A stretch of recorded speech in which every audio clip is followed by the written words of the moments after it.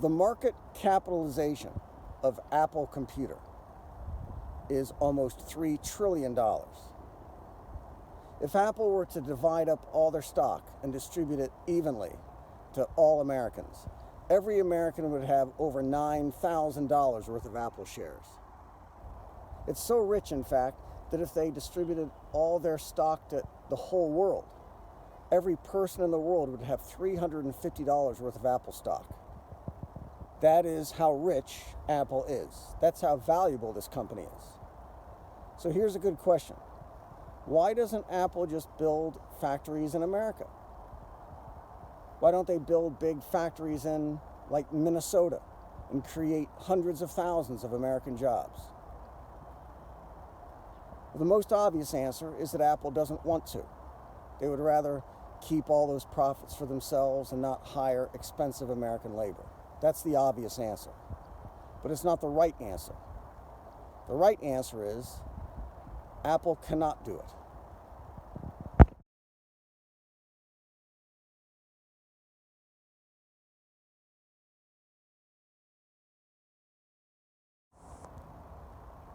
Good morning, everybody. We are inside China business. There is a lot of media coverage and a lot of headlines about American companies that are moving their supply chains out of China. They're moving to Mexico, which is now America's biggest trade partner. Or they're moving to Vietnam, which is going to be the next Mexico. But then when you dig past the headlines and when you look deeper, you realize that it's Chinese companies that are moving to Mexico to get around the high tariffs. Or there are Chinese companies that are moving to Vietnam to get around the tariffs. It's still China. And when those high tariffs go away, so will Mexico and Vietnam. Let us begin with this here. These are not our supply chains. What we have is a system where American and European companies buy products from China factories, mark up the price, and sell them to their customers there. That's very different from owning and managing a factory. And that's very different from owning the mines that provide raw materials to keep those factories going. We don't do that. It's the Chinese who do. These are Chinese factories. These are Chinese logistics systems. The fleets of ships that crawl across the oceans, those are all Chinese. The railroads that crisscross South America and Africa now to get the raw materials, those are Chinese too. The mines and the mining companies that take the raw materials out of the ground to bring them here, those are all Chinese. The refineries, the factories, everything is Chinese except the part where Western companies take it out of a box, put it into their own box, and charge a much higher price. That's what a supply chain is. And China owns it all, except the very last part. So a little bit of honesty is called for here, if not humility. Apple and all these super rich companies, they don't own the factories. The employees that work in those factories, they're not Apple employees. The mines that get the raw materials out of the ground, the magnets that you need to have Apple devices work, those don't belong to Apple either. The only part of the whole chain that is Apple is when they take a device out of a box that cost $100 to make, they put it into a nice fancy store and they sell it for $1,000.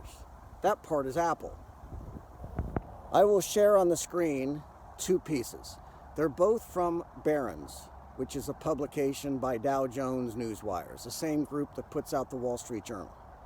This is dated 3 December, and it reported that Apple executives are exploring ways to move production out of China. It was huge news, and it hit business wires all over the world. And the second piece is dated 5 December. So in under 48 hours, analysts at one of the best financial media companies on earth went through the data, and they realized that this isn't going to be nearly as easy as people think. It's definitely not going to be fast. It's definitely not going to be cheap, and probably it's not going to happen at all. That is, Apple is going to be talking about moving supply chains, but they can't really do it. Bloomberg has done a lot of work on this problem too, and they calculated that it would take Apple at least 8 years to move just 10% of the production out of China.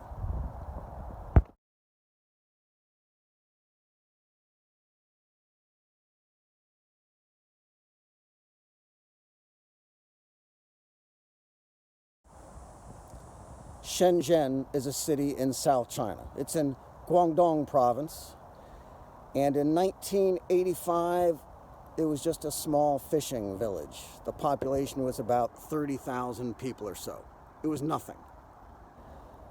But it was right across the border from Hong Kong. And Deng Xiaoping and the government then thought that the close proximity to Hong Kong might benefit Shenzhen somehow. They could learn about the trade relationships with the rest of the world, how to do banking, how to do trade. So they changed the laws there. They opened up a free trade zone. They invested some money just to see what would happen. The China government also gave away free land and promised very, very low tax rates forever for any companies that wanted to move in there. So companies started coming. And it wasn't long before they realized that this is an amazing opportunity for them. China has a huge population of low-cost, semi-skilled labor.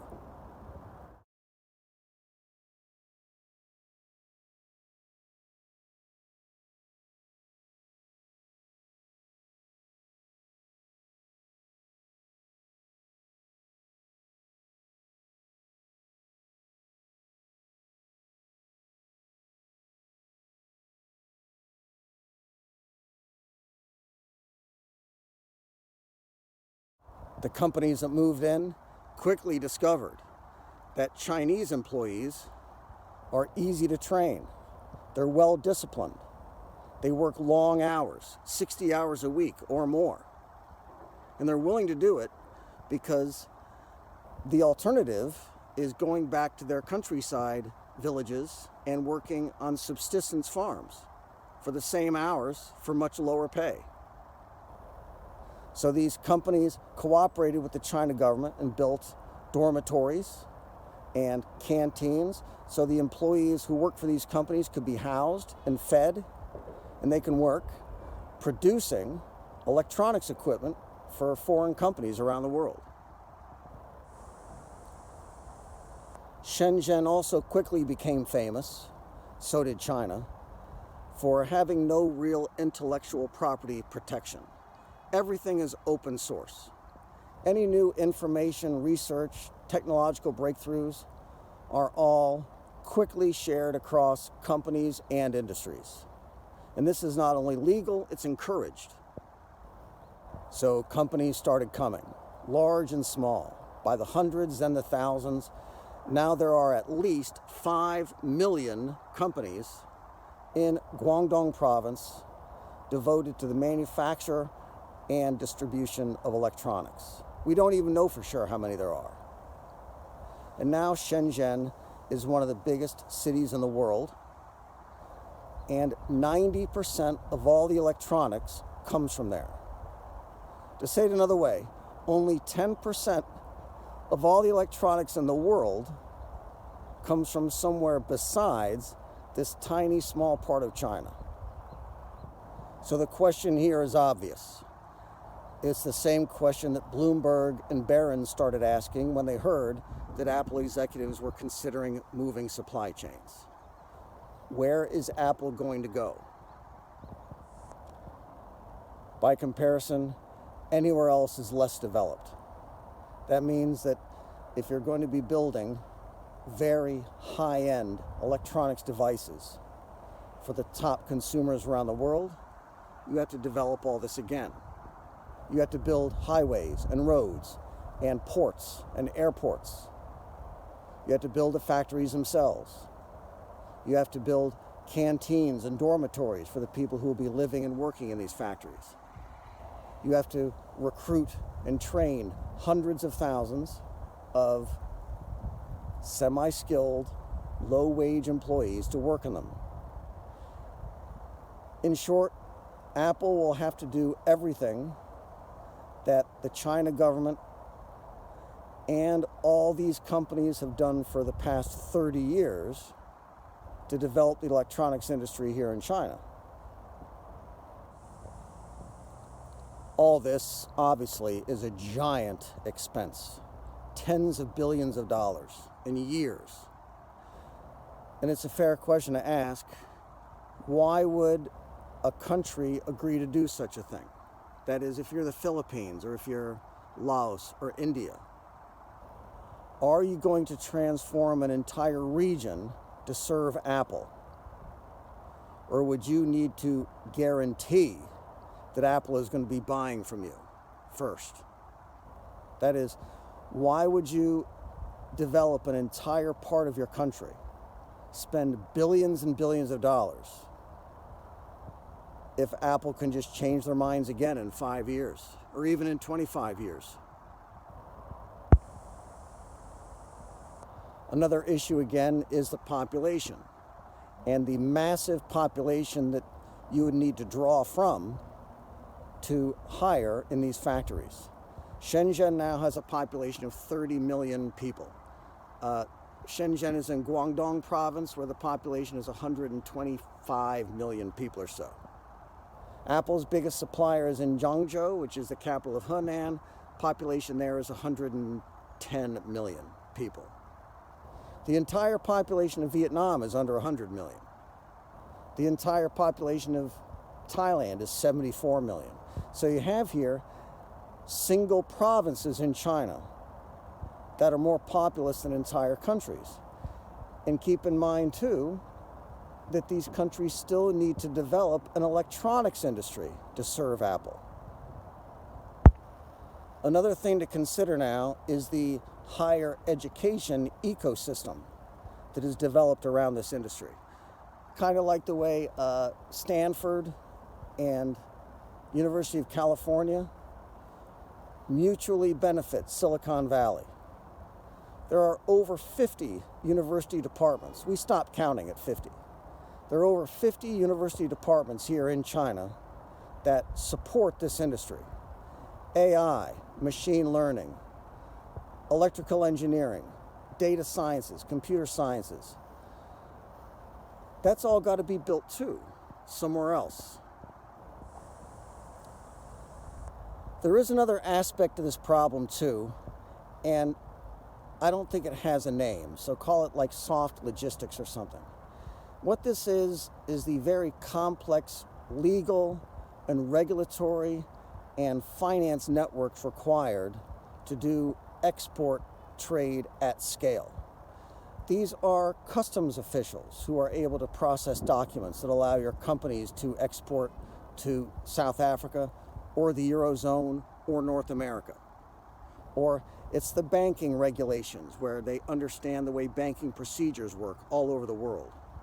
It's making sure there are no corrupt local officials or police chiefs anywhere in the chain that can hold up shipments in return for fines or bribes. That is a very complex system, and it takes a long time to develop. Going back to Deng Xiaoping and their understanding that foreign companies moving here need to have some certainties about tax policy. They need lower taxes, lower regulations than in the countries they're coming from. There are now over 20 free trade zones across China. The tax rate is the same in all of them. It's 15% tax rate. That is something that companies can plan for and budget for in the future. Any other country, is that true? Could they change the tax rates later? These are all unknowable things, and any company that is considering moving out of here has a lot of unknown unknowns when it's time to really move. But the biggest obstacle of all, in our opinion, is China's monopoly of rare earth elements. Every smart device needs rare earth elements to operate properly. Think here of the magnets that you need to know which way the phone is pointing, which direction you're walking. China has a monopoly on those. They own 90% of the mines in the world, and they own 100% of the refining capacity of all the mines in the world. Even an American mine that produces these ores that can be turned into magnets, they have to send those ores to China for refining.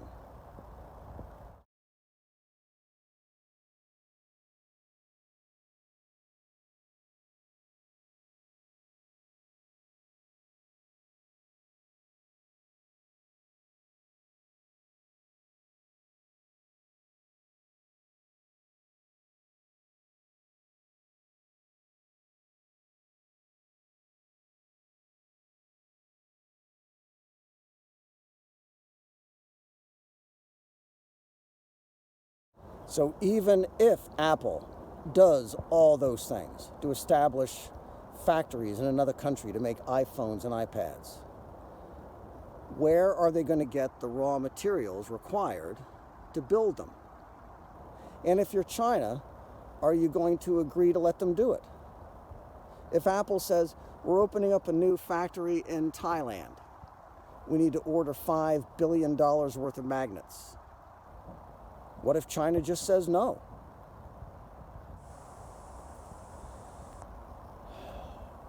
If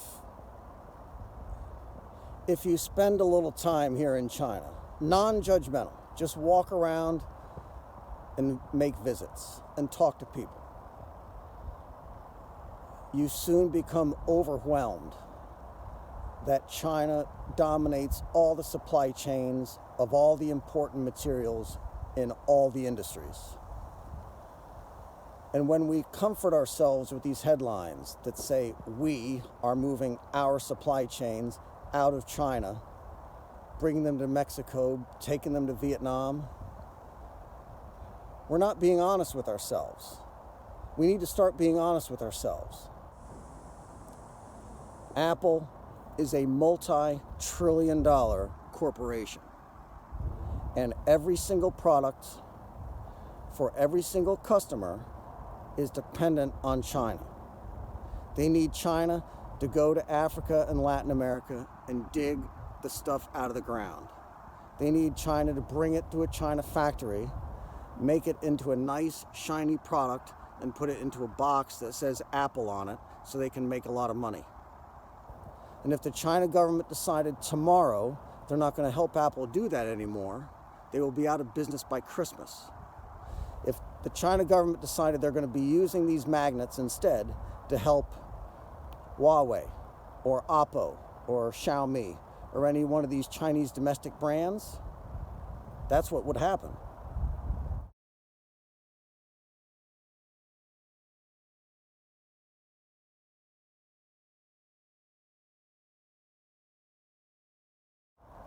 "30 years ago, Shenzhen did not know anything about how to mass produce electronics.